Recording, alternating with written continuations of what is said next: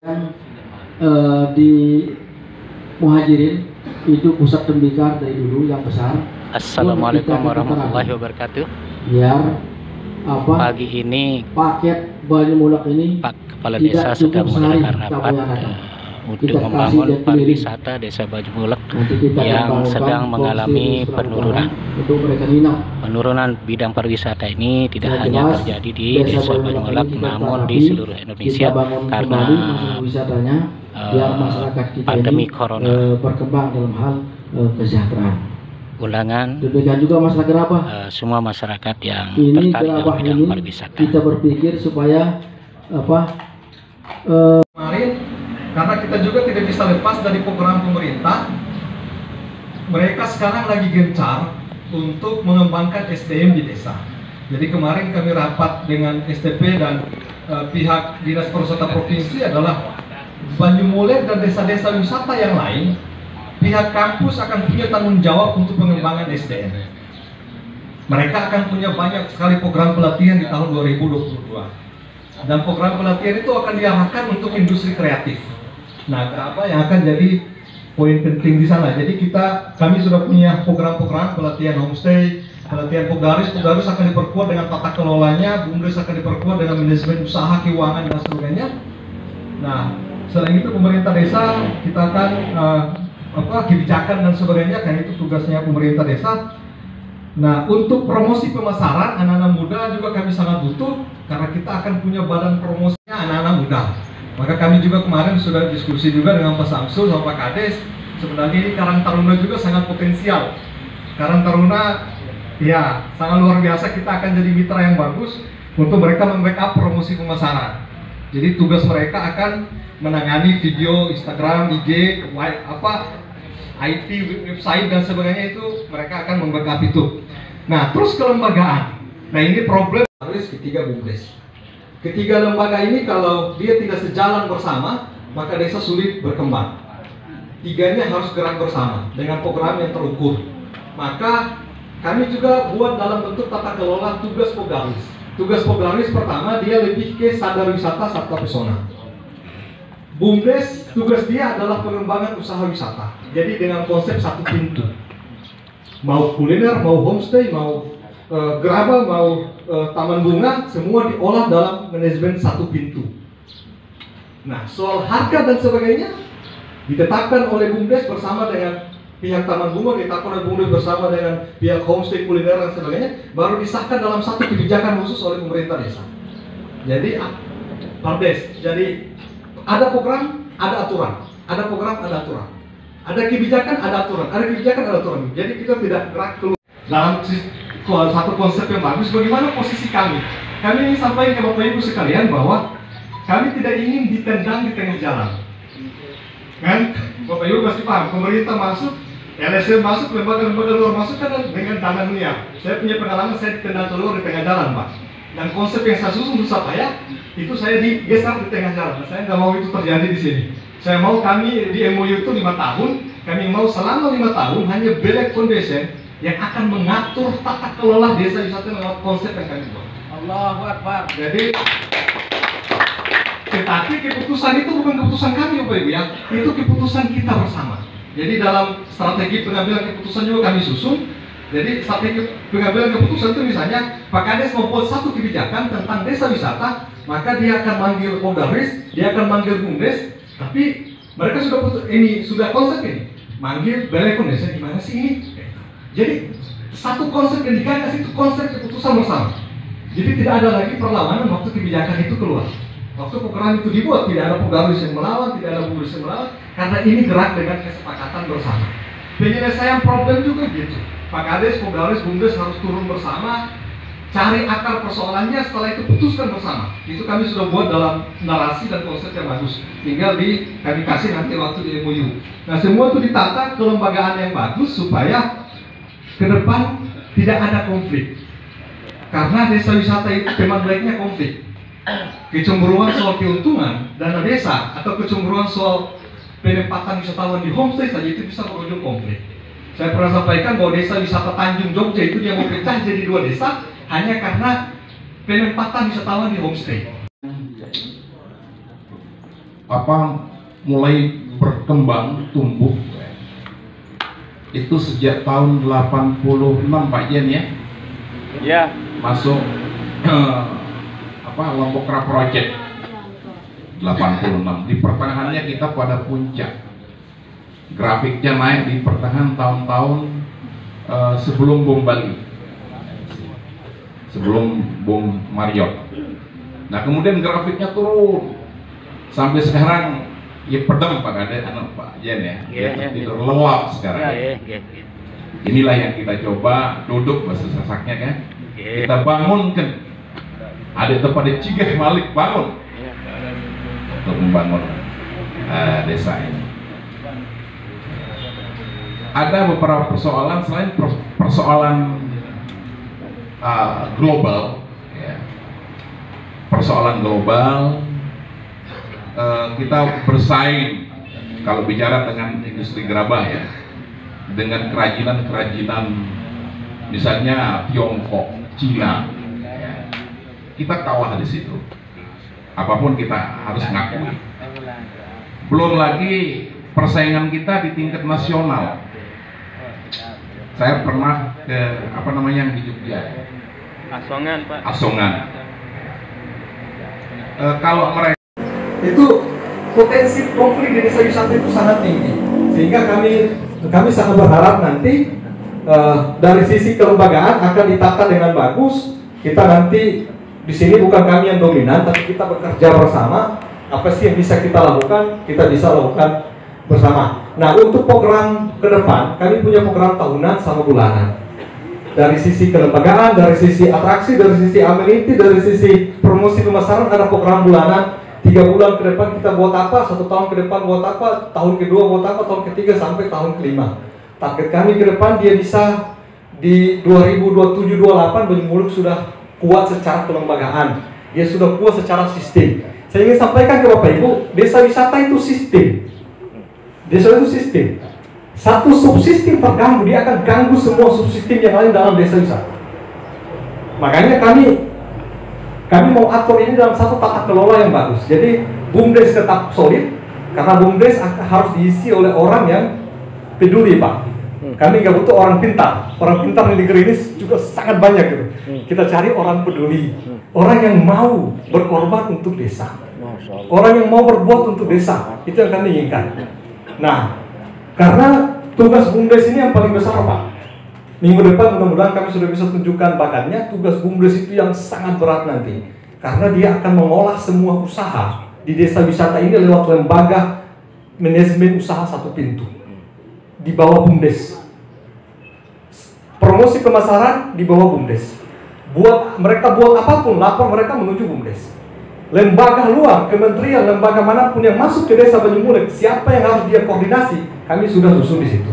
Dia harus cari dulu pemerintah desa akan mengarahkan lembaga itu sesuai dengan kepentingan dia. Kalau kepentingan dia ke Pokdaris, masuk Pokdaris, BUMDes ke BUMDes. Jadi tidak ada tumpang tindih. Karena dalam aturan Kementerian Pariwisata juga posisi BUMDes, Pokdaris, pemerintah desa sudah diatur sebenarnya. Cuma hampir semua desa wisata saling rebut kuasa. Jadi BUMDes mencampuri urusan Pokdaris, Pokdaris masuk dalam urusan BUMDes. Jadinya karena terjadi konflik. Beberapa desa wisata kemarin yang saya tugaskan mahasiswa untuk turun pun di Simbalung, ujung-ujungnya itu ceritanya seperti itu. Pokdaris sekarang konflik dengan pemerintah desa, Pokdaris konflik dengan BUMDes dan sebagainya. Nah, kami ingin terjadi karena saya seperti melihat tiga serangkai ini seperti trisulanya Mahadewa dalam literatur Hindu Buddha. Jadi ini 3 kekuatan. Desa ini hanya ini. Pokdaris, BUMDes, kepala desa. Kalau 3 ini tidak jalan bersama, habis kita. Kita nggak bisa bergerak ke apa. Maka itu kami sudah sampaikan ke Pak Kadis berulang kali, tolong BUMDes sama Pokdaris benar-benar cari orang yang tepat. Orang yang sudah ada, tinggal sudah ada ketua Pokdaris atau pengurus, tinggal ini kita bangun mitra terus, kita bangun satu visi yang sama, semangat yang sama, supaya ke depan kita bisa gerak bersama. Apapun yang terjadi ke depan kita akan hadapi bersama. Nah, saya sering melihat begini, kalau pertentangan itu muncul dari masyarakat, saya anggap itu problem kecil, karena kita bisa atasi. Tapi kalau perlawanan itu muncul dari lembaga, misalnya Pokdaris lawan atau BUMDes lawan atau pemerintah desa lawan, habis kita sulit untuk bangun gitu. Makanya kami sangat berharap, kami kami buat acara ini juga itu adalah bagian dari usaha kami untuk lebih dekat juga dengan Bapak Ibu sekalian, supaya ke depan kita tidak punya gap pemisah. Karena rencana setelah MOU tata kelola kami kasih dalam satu dokumen, maka kita sudah gerak lewat agenda program pertama kita penghijauan. Program pertama penghijauan, program kedua kebersihan, setelah itu kita buka lomba kebersihan antar dusun. Karena kebersihan itu syarat yang paling kayak roh desa wisata. Penghijauan itu roh desa wisata. Maka di sepanjang gapura sana sampai masuk di desa ini kita akan tanam beberapa titik pohon yang akan jadi tempat wisatawan untuk kalau panas, tempat dia untuk berteduh. Jangan sampai panas dia kebingungan untuk cari rumah untuk dia ini. Nah, sehingga itu yang akan dilakukan di tahap-tahap awal sambil kita membentuk panitia. Mudah-mudahan di awal bulan Juli tanggal 5-6 kita sudah bisa bentuk panitia Festival Gerabah Banyumulek. Yang kita menunggu kedatangan Pak Sandiaga nanti. Nah, itu selain itu untuk budaya, kami juga butuh sanggar, Pak. Sanggar seni budaya. Sanggar seni budaya itu dia akan mewadahi gerabah dalam sanggar, diarahkan dalam sanggar. Terus kita punya tarian gerabah. Selain itu potensi-potensi budaya yang lain akan dikembangkan dalam sanggar. Sanggar seni ini akan didukung oleh SK dari Dinas Pendidikan Kabupaten. Jadi kita terdaftar, sanggarnya terdaftar di tingkat kabupaten. Nah, sanggar ini juga harus diisi oleh orang yang hobi menari, orang yang paham budaya intinya. Nah, itu akan ditugaskan khusus untuk mengolah sanggar. Soal tempatnya juga, kantor sanggar juga harus ada, kantor Pundaris juga harus ada. Kita harus siapkan tempatnya supaya waktu koordinasi dilakukan dengan mudah. Selanjutnya, kalau itu semua terbangun dengan bagus, atraksinya terkelola dengan bagus, ya, tadi Pak Kades bilang jangan sehari, karena 3 syarat desa wisata, Pak, sukses. Pertama, kunjungan itu meningkat. Yang kedua, ada kunjungan berulang. Yang ketiga, lama tinggal. Kalau 3 syarat dipenuhi, maka dia disebut sebagai desa wisata. Jangan sampai waktu pembukuan BUMDes kok menurun terus ya. Setiap bulan kita akan evaluasi dan kita akan pasang target. Bulan depan, target wisatawan mancanegara kita sekian, wisatawan lokal kita sekian, pendapatan yang masuk ke desa sekian. Kalau target itu tidak terpenuhi, maka kepala desa akan memanggil semua lembaga dan pengurus desa wisata dan evaluasi apa sih yang kurang dari kita. Jadi setiap tahun, setiap bulan ada evaluasi dan target tahunan ada, target bulan ada, target tahunan ada. Kedepan 2022 pertengahan rencana kami Banyumulek sudah punya kalender event. Masya Allah. Jadi bulan ini ada festival ini, bulan ini festival ini. Dia masuk dalam dinas pariwisata, dia akan mempromosikan kalender event itu. Kebetulan ketua BPD, pengurus BPD, Badan Promosi Daerah NTB, orang STP juga. Saya juga sudah ngobrol dengan beliau kemarin, akan membantu kita kalau kita sudah punya event, akan promosi akan digerakkan oleh BPD NTB. Kita akan bangun semua jalur kerjasama dengan bagus, sehingga sampai ke Bapak Ibu bahwa sebelum festival kita dengan nanti dengan Pak Kades, Pogdaris, BUMDes, kita juga akan audiens dengan Dinas Pariwisata Provinsi untuk memberitahukan mereka bahwa Banyumulek lagi menata kembali. Kita bukan minta uang, bukan. Kita mengingatkan mereka bahwa Banyumulek lagi menata kembali, supaya program tahun depan itu masuk dalam perencanaan mereka. Karena saya ingin sampaikan gini, Lombok masuk super prioritas nasional. Tapi bukan berarti semua keuangan negara diarahkan ke Lombok, enggak. Banyuwangi itu bukan super prioritas nasional, tapi dana masuk ke dia itu hampir miliar, hampir setiap tahun dari negara. Karena mereka bergerak, Pak. 99 desa wisata, sekalipun masuk Banyumulek, tapi kalau Banyumulek nggak bergerak, uang nggak akan ke sini. Jadi kita masuk ke Dinas Pariwisata Provinsi untuk mengingatkan ke mereka bahwa Banyumulek lagi menata kembali. Hanya sekedar untuk berdiskusi konsep aja dengan pihak Dinas Pariwisata supaya dalam setiap kebijakan itu Banyumulek diingat. Karena jujur, saya hadir sejak kali penataan tata kelola. Saya hadir dimanapun. Sekarang kan saya bawa bendera Banyumulek, Pak. Saya bukan bawa bendera Balai Foundation. Ketua STP, Pak, gimana Banyumulek? Pertanyaan selalu Banyumulek, gimana Banyumulek perkembangan? Cuma karena kami masih tata kelola, Kami belum gerak apa-apa, makanya saya hanya bilang kami masih susun konsep Pak, nggak bisa gerak sembarangan karena bisa jumlah penduduknya banyak, dengan KK yang begitu banyak kita nggak bisa masuk langsung maksa gitu. Kita tata kelolanya bagus, diskusi dengan dulu masyarakat, saling kenal dulu, baru kita bisa memulai dengan bagus. Jadi rencana nanti dia berkelanjutan, desa wisata yang berkelanjutan. Itu saya sampaikan ada 170 sekian syarat. Kita harus memenuhi itu di akhir 2022. Maka kepedulian itu harus kuat. Selanjutnya saya ingin sampaikan, kita jangan berharap keuangan daerah. Jangan. Dinas pariwisata provinsi itu lebih banyak masalahnya ketimbang uangnya. Lebih banyak masalahnya ketimbang uang. Itu artinya dana mereka kecil. Mitra kita nanti masuk ke pihak swasta. Misalnya Geraba, kita akan masuk ke pihak BNI dan BRI. Kita untuk pengembangan sepeda di sini kita mitra dengan pihak BNI. Objek wisata dimanapun kita butuh sponsor. Bahkan festival yang kita buat nanti kita akan butuh sponsor. Bulan apa itu festival itu?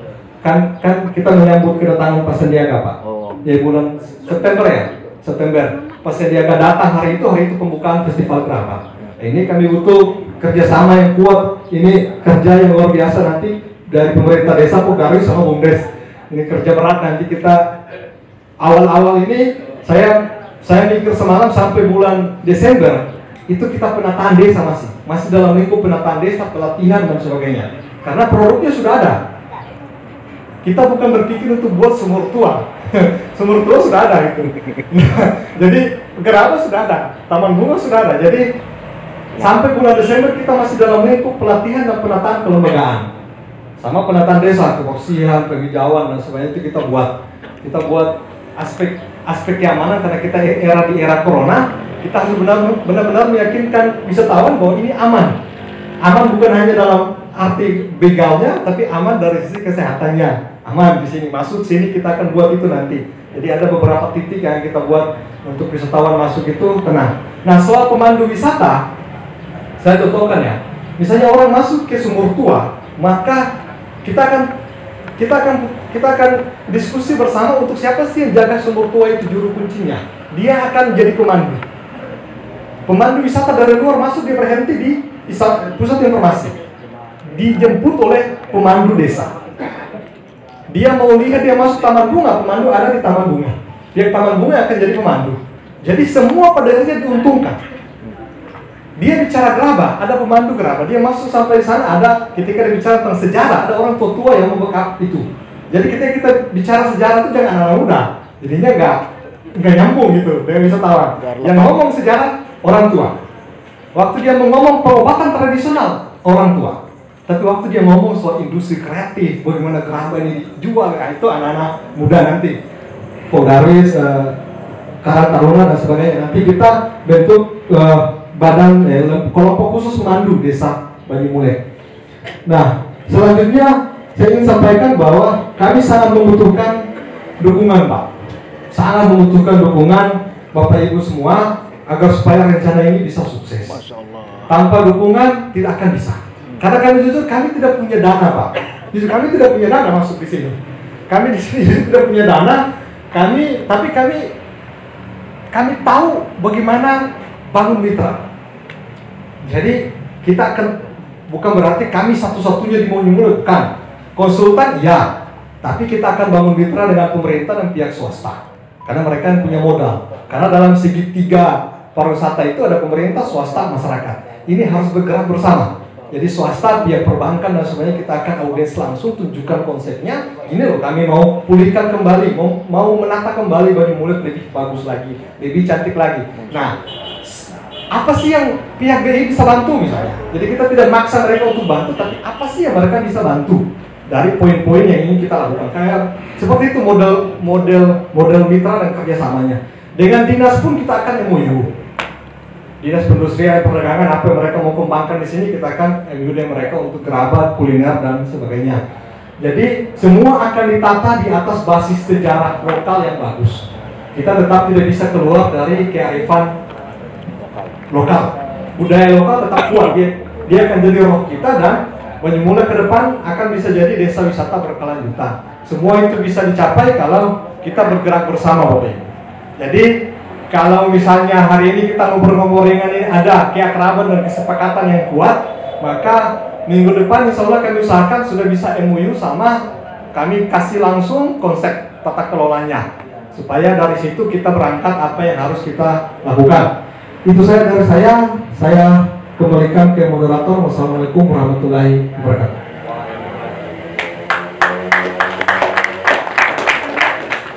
Waalaikumsalam warahmatullahi wabarakatuh. Terima kasih Pak Azhar Abdullah.